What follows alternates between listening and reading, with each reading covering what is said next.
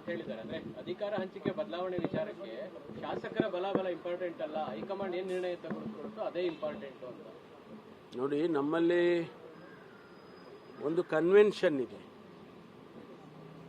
ಸರ್ಕಾರ ಎಲೆಕ್ಟ್ ಆದಮೇಲೆ, ಒಂದು ಪಕ್ಷ ಎಲೆಕ್ಟ್ ಆದಮೇಲೆ ಸರ್ಕಾರವನ್ನು ಮಾಡುವಾಗ CLP ನಾಯಕರನ್ನು ಅಂದರೆ ಮುಖ್ಯಮಂತ್ರಿಗಳನ್ನು ಆಯ್ಕೆ ಮಾಡುವಾಗ ಶಾಸಕರ ಅಭಿಪ್ರಾಯ ತಗೊಂಡು ಮಾಡಿ ಹೈಕಮಾಂಡ್ನವರು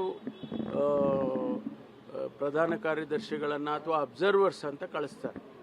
ಅವರು ಶಾಸಕರ ಅಭಿಪ್ರಾಯವನ್ನು ತಗೊಂಡು ಹೈಕಮಾಂಡಿಗೆ ಮುಟ್ಟಿಸ್ತಾರೆ.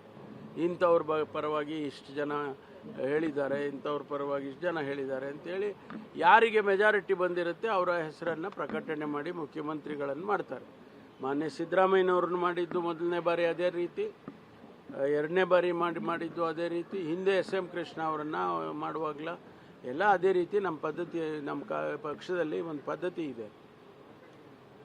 ಈಗಲೂ ಕೂಡ ಶಾಸಕರು ಅಭಿಪ್ರಾಯ ತಗೋಬೇಕು ಅನ್ನೋದು ಪದ್ಧತಿ ಇಲ್ಲ. ನಾವು ಅಭಿಪ್ರಾಯ ಬೇಕಾಗಿಲ್ಲ ಅಂತ ಹೇಳಿ ಹೈಕಮಾಂಡ್ನವ್ರು ತೀರ್ಮಾನ ಮಾಡಿದರೆ ಅದು ಅವ್ರಿಗೆ ಬಿಟ್ಟಿದ್ದು, ಅದು ಅವ್ರ ತೀರ್ಮಾನ.